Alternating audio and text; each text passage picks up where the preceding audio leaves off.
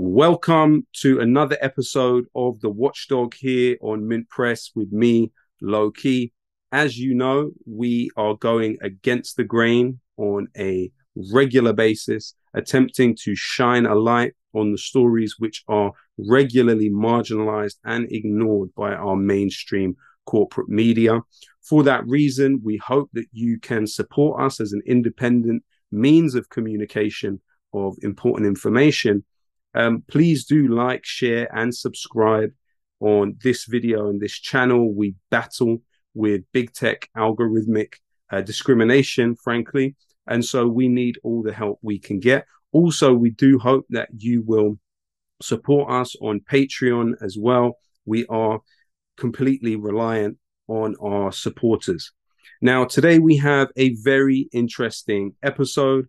It will cover the decline of a relic of an institution of British Empire, which is the royal family, the monarchy. We have seen across the period of formerly Prince Charles and now King Charles supposedly being sworn in to his seat. We've seen many examples of people standing up to this, opposing this, and being really punished with the arm of the law for the stance that they have taken in a public way. There's been other examples of suppression, which we will also talk about throughout the show and show you some videos. We have a guest who is very much going through that process of living through the consequences when standing up in this way. But before that, I just want to run down some of the recent discoveries which we have made. Now, it's actually been well documented, the campaign which was run against Jeremy Corbyn as leader of the Labour Party. Numerous groups which are connected to the Israeli embassy were actually involved, and that is well known. Electronic Intifada is a great source on that, as well as Mint Press has published one or two pieces. However, what is less known, that actually in 2017, the first election in which Jeremy Corbyn was leader of the Labour Party, there was an opposing candidate at that time for the UKIP party standing in Corbyn's constituency. His name is Keith Fraser. Now, Keith Fraser is pictured in the clip I'm about to play, mouthing the words, quote unquote, terrorist sympathizer behind Corbyn as he's giving his speech, his victory speech for the election. We're just going to run that video. This election was called. So there you see in the video this gentleman, Keith Fraser, mouthing these words. Now, he was standing for UKIP. However, what is also true is that at the same time that he was running as an MP for Jeremy Corbyn's constituency, he was a director of an Israel lobby group by the name of Stand With Us. Now, Stand With Us is well known for being funded directly by the Israeli Prime Minister's office. As of 2015, that was the case. So it's quite interesting that it went completely uncommented upon that he was simultaneous to running as an MP, a director of a lobby group, lobbying for the interests of a foreign power. And actually, the month after he lost in that election to Corbyn, as would have been expected, he stood down from his role at the lobby group Stand With Us.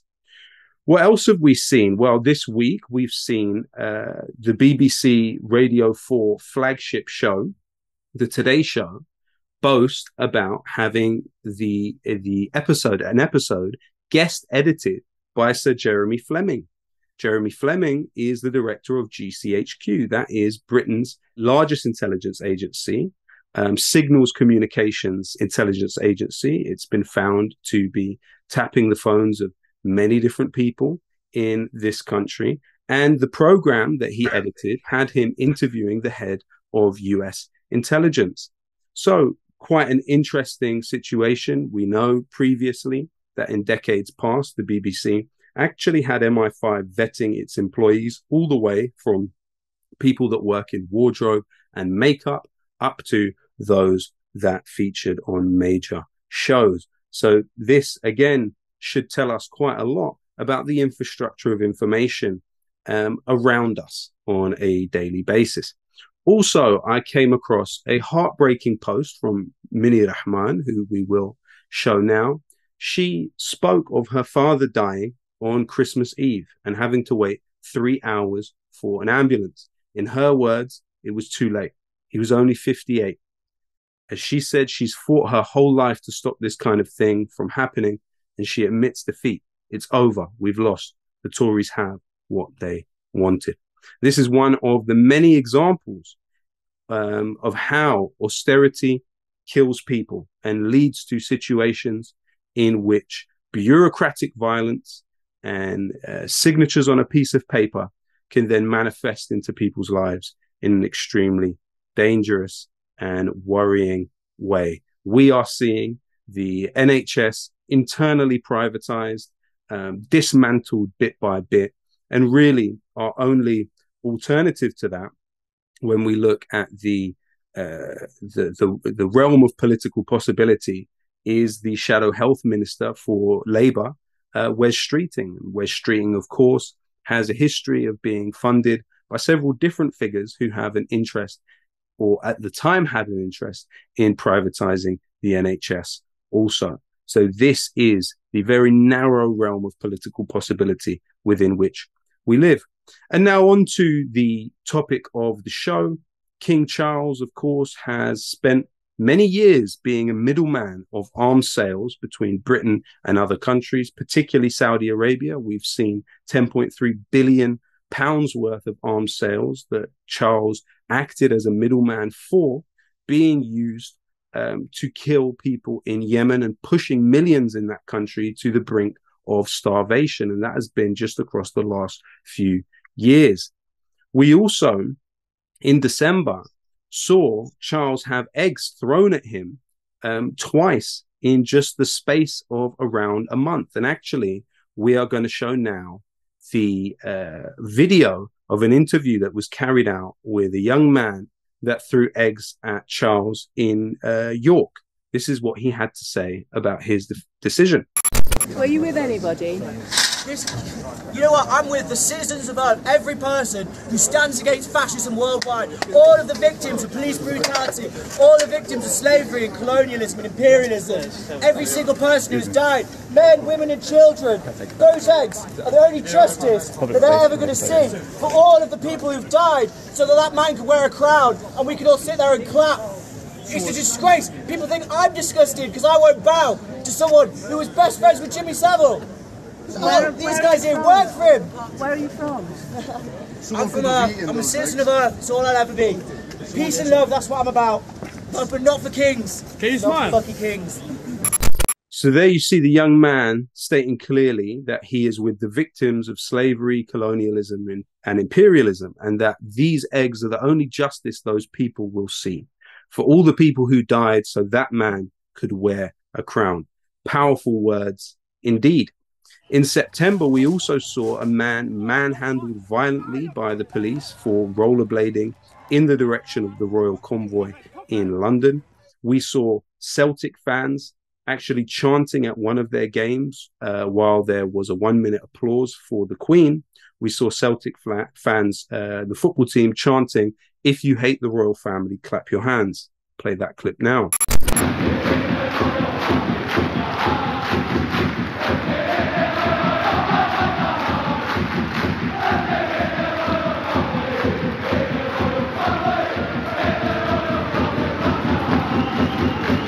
In Scotland, we saw the example of a woman holding up a blank piece of paper along the path of the Queen's coffin, actually followed home by police. And police said to her at one point, "Tell us where you live and we will let you go." Let's see some of that footage.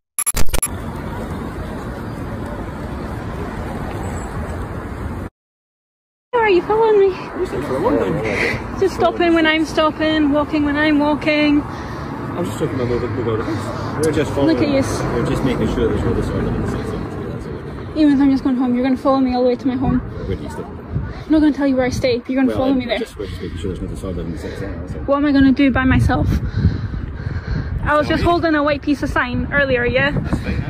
That's so disorderly. We're just just making sure there's no disorder. That's what we're saying. So if you don't cause disorder, there's But you're going to follow me, a young girl, home by myself. You don't see why that's maybe a bit scary for me. Stay, we'll just let you go. I'm not going to tell you where I stay. Well, that's fine. Right, okay, well you can follow me home then. I'm going to film you while I'm doing it, okay? And in fact, when Charles entered Cardiff to go to the Cardiff Castle, his convoy was actually booed. And at another point, we see Charles in September meeting people in the crowd. And a man said the following words to him: "While we struggle to heat our homes, we have to pay for your parade." Now, Charles's reaction was that, as you will see from the video, was not especially empathetic. Charles, while we struggle to heat our homes, we have to pay for your parade. Thank you for coming. The taxpayer pays 100 million for you. What for? Now, today, we sit at a time where the British monarch is still the head of state in Tasmania, where the indigenous population were almost totally wiped out by their contact with the British Empire, not just through illness and disease, but active genocide and hunting of the people in Tasmania at that time. It's actually where William Cuffy, the black leader of the Chartists, the movement organizing for people who were not landed gentry to have the right to vote for political participation, he was banished to Tasmania for his crime of struggling for that right. And we actually see countries like Barbados in the last year breaking away from the British monarchy. And you also have countries like Bahamas, Antigua, and Barbuda actually set to remove to vote on removing the British crown as the head of state soon also. I mean, officially, Charles now stands as the legal owner of 6.6 billion acres of land across the world, the largest landowner in the world. That's a sixth of the Earth's land surface. And that's quite a considerable role that we're seeing there. We also know that he has, to my knowledge, allowed Prince Andrew to remain on as a Counselor of State, despite the fact that Prince Andrew was a close friend of Jeffrey Epstein and actually used £12 million of our money to settle a sexual assault case, which was linked to his friendship to Jeffrey Epstein. Now, the interesting thing for me is if Prince Andrew was supposedly relieved of royal duties by the Queen following the Epstein scandal, how did he or can he have remained in that role? In fact, a government impact assessment estimated that the Queen's Jubilee, which took place earlier in the year, could have costed the economy about £2.3 billion. And it was then believed to be linked to a 0.6 drop in GDP. We also know that while Charles was going through the pomp of his proclamation, up to 100 employees of his were given a notice of redundancy. And so actually that renders a bit of the language in his King's Speech, which much was made of, that supposedly was expressing his solidarity with workers currently on strike, it renders it quite I would say disingenuous for us to see that literally at the same time that he was slotting into place, he was rendering 100 people redundant. We also have the example of a man arrested in Aberdeen merely for carrying a bag containing eggs within the vicinity of the Queen's coffin. And that man actually went on to be charged with a breach of the peace. So today we have somebody that can speak with credibility about this experience. It's a gentleman by the name of Symon Hill, who has quite the story to tell. And actually, I will let him go ahead and tell it. Symon, if you could just fill us in, what took place that day in Oxford? Well, thanks very much for inviting me onto your show, and for giving me the opportunity to talk about this.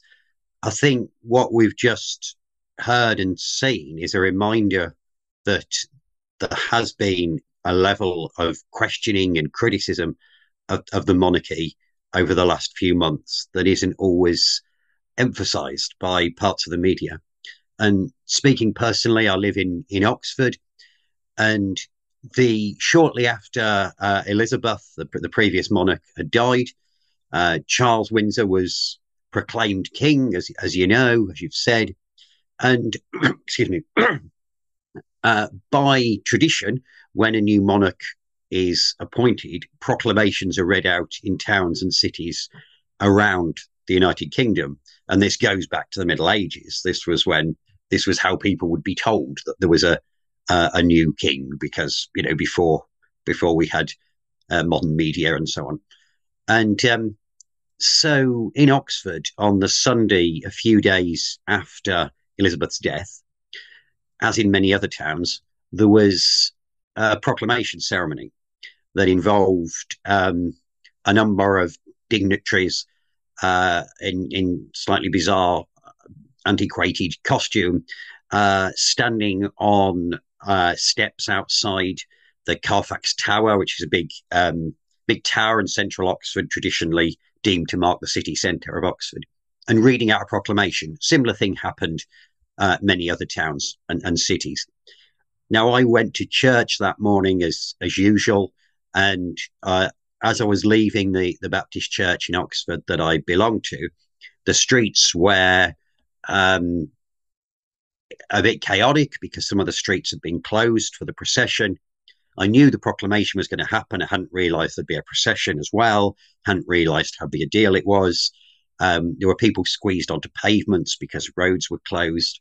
And some of them were people who'd come to see the proclamation, clearly.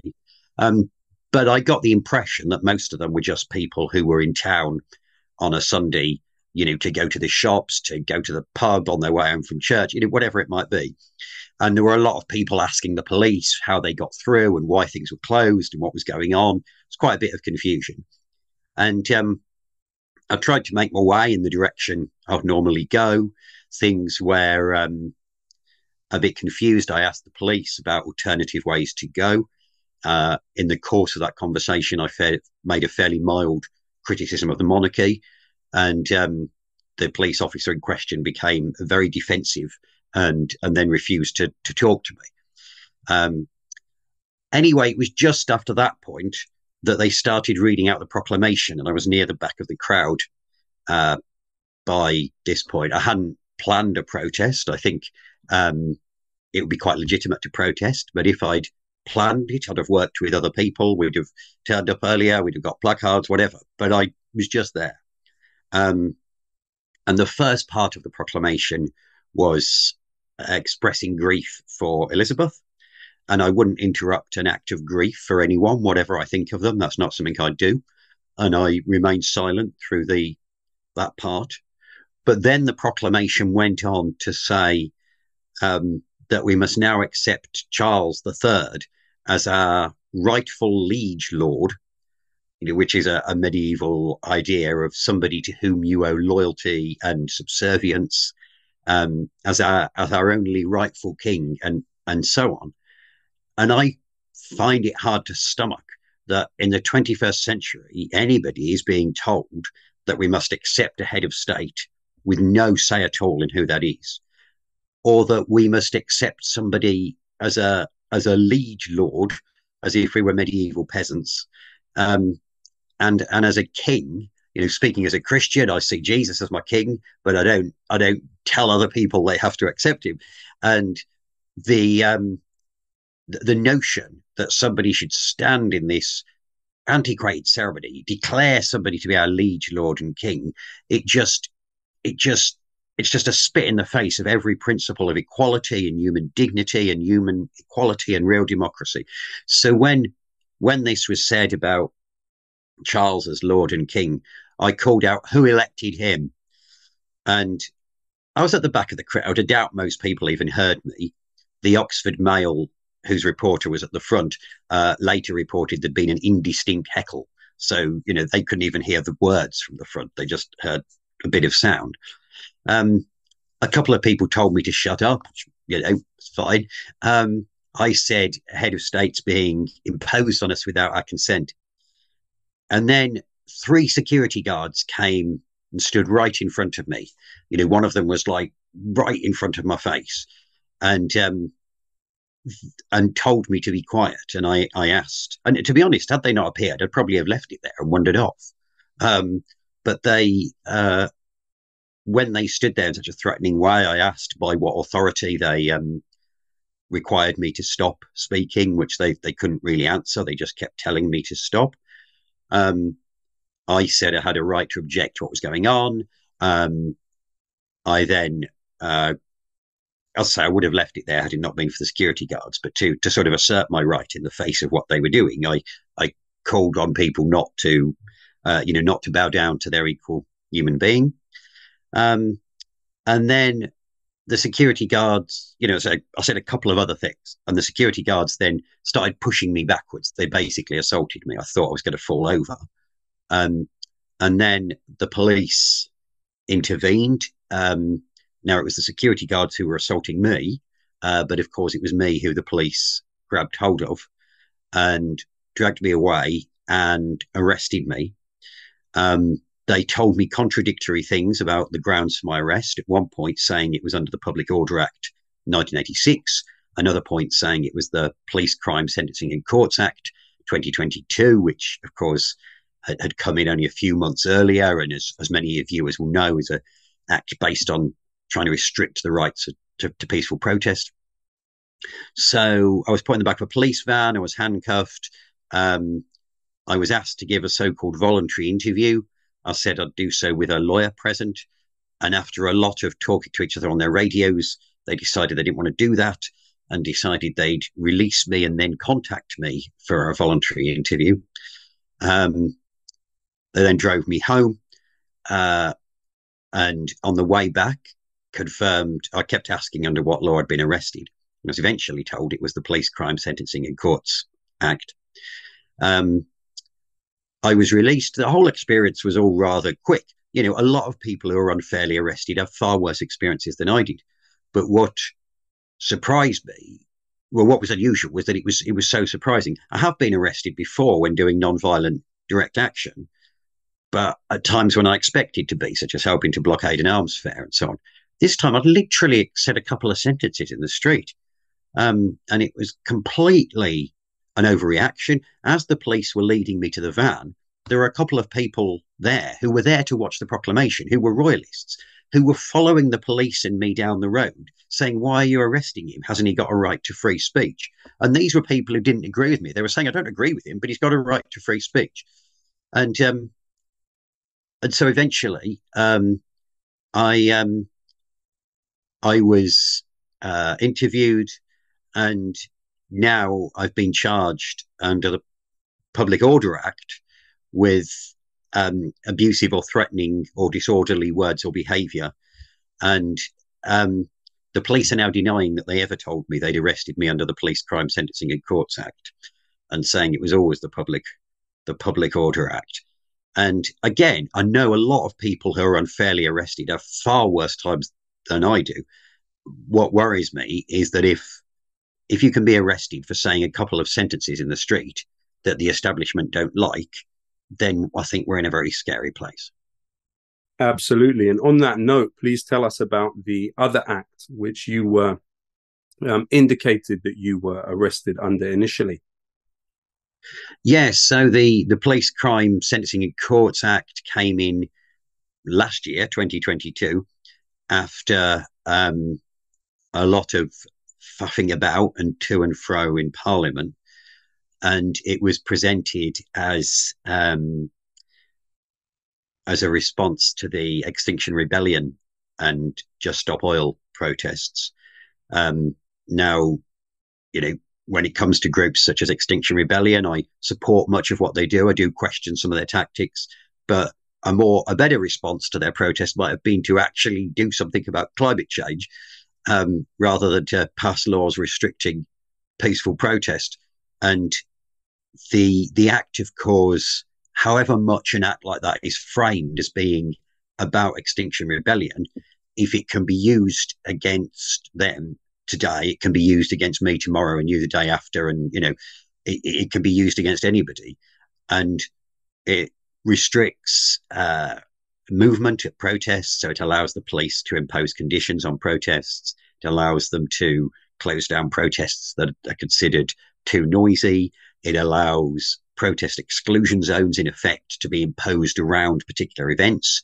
So if you wanted to protest, say, against a summit of politicians or a political leader from elsewhere in the world coming to meet the British Prime Minister, they could impose an exclusion zone around that where protest was illegal. So far, the police haven't actually used many of the powers under the Act. So it's a matter of holding our breath and seeing what they will do.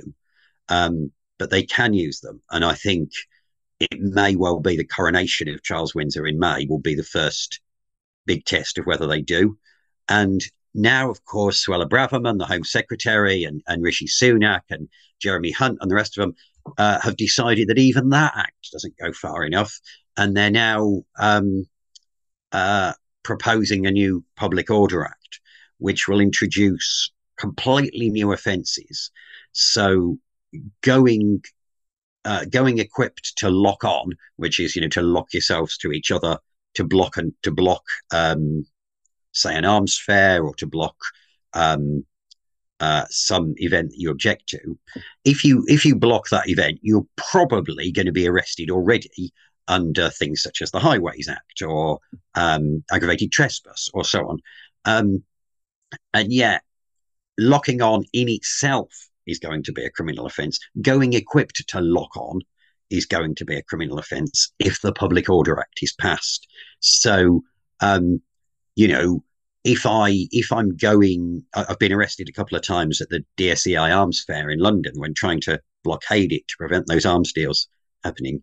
If I travel in the direction of the arms fair with a tube of glue and somebody else does as well, and a court decides we were planning to glue ourselves to each other, even if we never got there, then under the new Act, if it's passed, we will have committed a criminal and possibly imprisonable offence of going equipped to do that. And you've alluded there to some of your previous political work. I mean, not that this would even necessarily be considered, as you said, a piece of political work, but could you tell us just generally, because I do think it is relevant to this conversation, about not only what you do on a daily basis, but also your other activism? Yeah, sure. I think the word activist is an odd word. I think it's it tends to be used in a sort of exclusionary way to mean a certain group of people who do a particular type of thing. I think to anybody watching this, I'd say if you act on your beliefs, even if, like me, you fail to act on them all the time, but if you act on your beliefs to try and make the world a better place, then you're an activist. And that might mean direct action. It might mean writing letters to your MP. It might mean practical support for each other as people struggle together against poverty. That is activism. It's just, it's acting on your beliefs and thinking that things can be better. Because even believing that things can be better is a threat to people who want us to just accept things as they are. And I never decided to become an activist. I think I grew up with a healthy disrespect for authority, which my parents encouraged, while not necessarily seeing themselves as activists or even as particularly left-wing or political. So I do that part-time. The other part of the time I teach in adult education. I teach history and religious studies. And one of the joys of teaching history is seeing that actually the history of Britain, and particularly England, is not a glorious history of flag and empire and conquest and money. Not only because, we all know about the crimes of the British Empire, or I hope we do, and we should be aware of them, but also within Britain itself, there have always been radical and progressive movements of people resisting oppression, resisting empire. And of course, the establishment want us to have a rather narrow view of history and to forget about them, to forget that actually England was the first country in Western Europe to abolish the monarchy in 1649, although it didn't last. So I feel that both parts of my work inspire what I do. That does lead me on to the next question, because there was a report that was quite short-lived, actually, because not long after the Twitter account was pulled offline, possibly by the author of an account which claimed to be a teacher in a school around this period from September to the end of the year, in which the teacher claimed that they had brought up for discussion in the class the idea of the monarchy as a concept, and they had then been suspended from the school, as far as I remember. Now, my question to you is really twofold. What can you tell us about the other cases that are similar to yours? But also, have there been any consequences to your work as a teacher off the back of your arrest? Yeah, those are important questions, I think. Just picking up on that example of the teacher that was mentioned on social media, at the time I tried to contact the teacher and tried to find out more, and I think a number of journalists did as well, and it seems to have been taken down and no more information was there. So I want to be a bit cautious, because I don't want to believe everything written on Twitter that then disappears is necessarily true, because we know there's a lot of rubbish on social media as well as truths. However, I find it very easy to believe that sort of thing, that it may have been true, and certainly that sort of thing happened. A friend of mine who is a teacher told me she was frightened of even expressing an anti-monarchy view in the staff room in front of the head, let alone encouraging her young people to discuss the pros and cons of monarchy. And, we're not talking about her imposing an anti-monarchy view. We're talking about her encouraging a discussion, which is what education should be about. Young people should be able to hear different views and form their own opinions as they grow up. And we've seen in my work at the Peace Pledge Union, I'm aware there's been similar issues when it comes to armed forces visits to schools, and young people not being encouraged to discuss pro and anti views around war or the use of armed force or the armed forces as an institution. So I find it sadly believable that could have happened. And even if, whether or not we're talking about a teacher being suspended, if a number of teachers feel worried that they might be, so they don't do it, you don't actually need to punish anyone in order to deter people. The threat of it is often enough. In the 80s, when Section 28 was in force and schools were not allowed to discuss the idea that same-sex relationships could be legitimate, it's often pointed out that nobody was convicted under that law. But there were people who were disciplined for it, and there were teachers who didn't do it because they were frightened. It had that effect of restricting free discussion in education, whether or not anyone was prosecuted. I'm lucky in that I teach in adult education, where the rules are a lot looser, and I teach for the Workers' Educational Association. I teach evening courses, sort of general interest courses, that sort of thing. And some of my students have spoken to me. Some of them have been very supportive. Some have disagreed with me, but we had interesting discussions. And I think I've emphasised when asked that other WEA tutors and staff would have different views.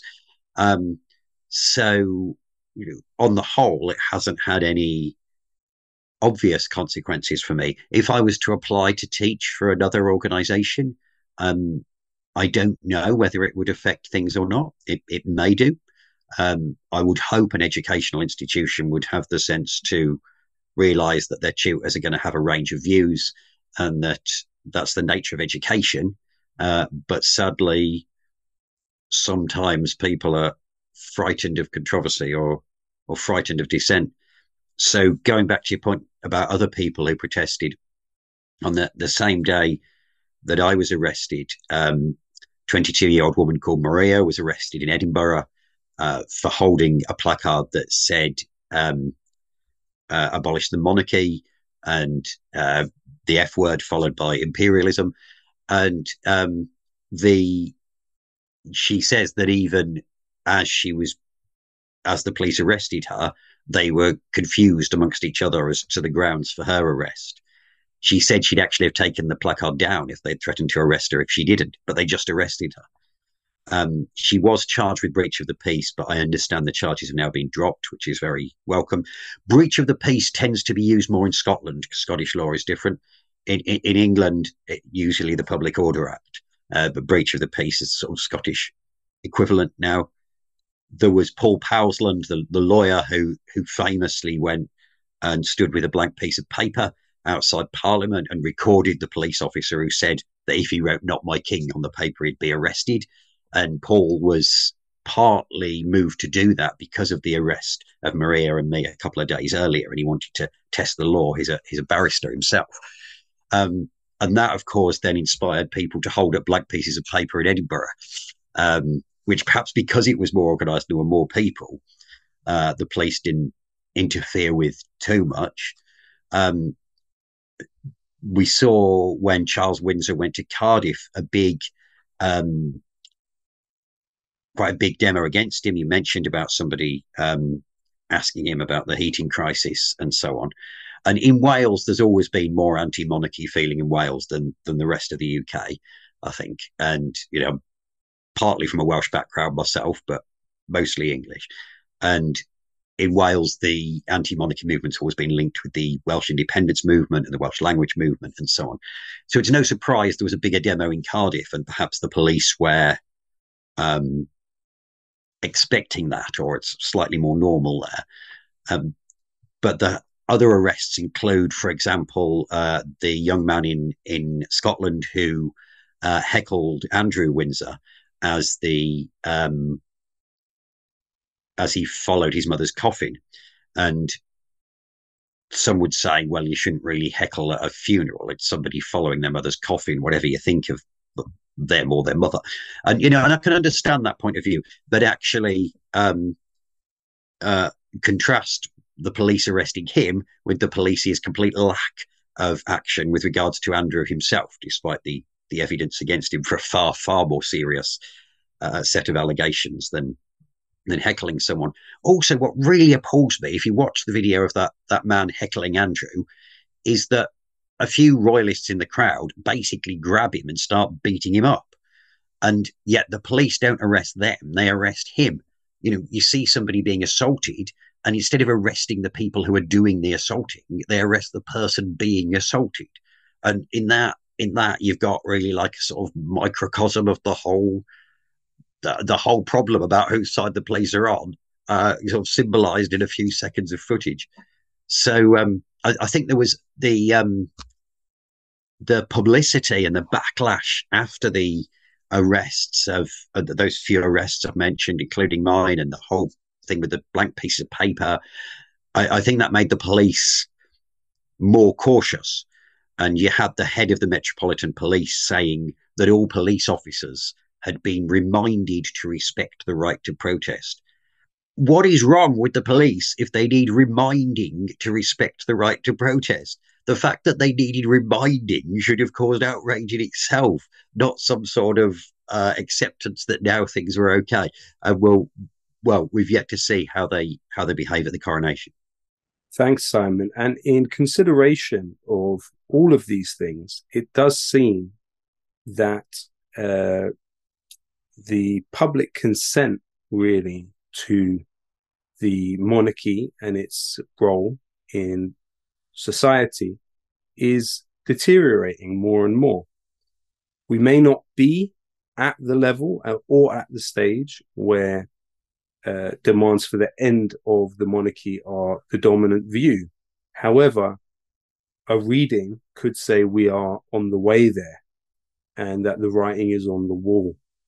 What do you make of that point of view? Do you lean towards a point of view that says this is really the beginning of the end? I very much hope it is. I think opinion polls show a minority for abolishing the monarchy, a quarter to a third of the population. But amongst those who support it, we'll see how long that lasts. Now Elizabeth is dead, and also there's levels of support. There's people who think, oh well, it's probably all right, but may not be hardened monarchists. And then there's people who send me messages on social media telling me I should be hanged for treason. So there's a range of views there, but I think we're going to see in the next few years countries such as Jamaica, Bermuda, possibly New Zealand scrap the English monarchy. I think that will fuel movements here as well. And to me, it isn't just about having a head of state who we haven't chosen. It's about the whole notion that one human being should bow down to another and call them your majesty because of who their ancestors were. Sometimes people say to me, well, it's not that big an issue, isn't it? Why aren't you campaigning about the energy crisis or about climate change or whatever? And, I am campaigning about those things as well. But I think it is connected because it sort of sets the tone for society. If what we think about Britain is that it should be a country in which I bow down to somebody because my ancestors were peasants and his ancestor was William the Conqueror who invaded England, then that isn't a country that is going to be an equal country, a democratic country, a country that's healthy and confident and treats people from other countries as equals and recognizes its own troubled past in the world. So it's about setting the tone for society. And I think if that becomes clearer, as I think it will, then I really hope we are at the beginning of the end, yes. And I mean, and absolutely this claim of the royal family representing some sort of authenticity of belonging is quite synthetic when you think about the Norman invasion of 1066 being the root of their rule, and also then, of course, the family having to change their names in the midst of World War One due to the deep anti-German feeling which was prevalent in British society. Definitely, we may not be able to say prevalent, but definitely strongly felt, to the point where people were being attacked in the street for being German. So the royal family changed their name in order to disguise those origins. So much of it is really a lie. And I think a lot of that comes to the fore when you think about this idea of Meghan and Harry and what this represents. Do you think that's also part of the chipping away of this brick wall of the monarchy, this furore over Meghan and Harry? Yeah, it's interesting, the whole Meghan and Harry thing, because on the one hand, Meghan and Harry are very, very much establishment figures. Harry is the king's son. You couldn't get much more established than that. He's been an army officer. He's full of praise for the army. The values he expresses are in many ways establishment values. And yet, because he's not quite as conservative as some of the rest of them, because he has raised concerns about racism and misogyny, because he's prepared to express views in public, and because Meghan is quite rightly speaking out about the racism and misogyny that she's received, they seem to outrage royalists massively. So you've got people like Jeremy Clarkson, who could write a newspaper piece for The Sun, claiming that everyone his age agrees with him, which is obvious nonsense, and about wanting to pelt Meghan with excrement in the street. and the most the Sun has to do is issue a sort of vague apology the next week.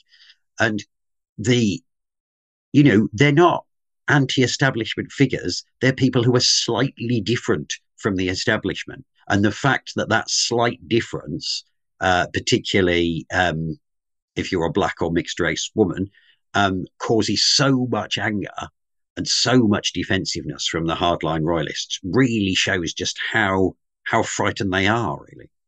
I mean, and also leading on from the point you made about Harry and his involvement in the war, we know that when he was part of the British occupation of Afghanistan, this is a place occupied by the British 4 times in the last 2 centuries.